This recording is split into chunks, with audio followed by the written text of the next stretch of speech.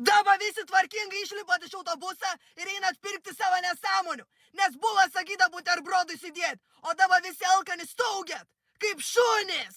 Nebandot prisipirkti visokiausių riešutų ir kolų, nes savo vėmalus nuo langų grandysit patys. Ir dar vienas dalyks.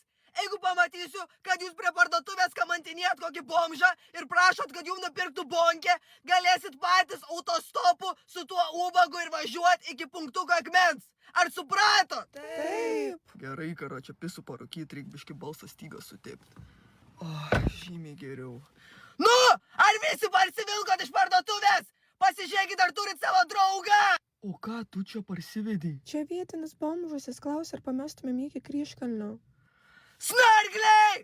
Ką aš jums sakiau apie bomžus? Jūs kažką sakėte apie bonkės, bet vat šitas be butelio. Bet pachina, lyg būtų išgėręs 5.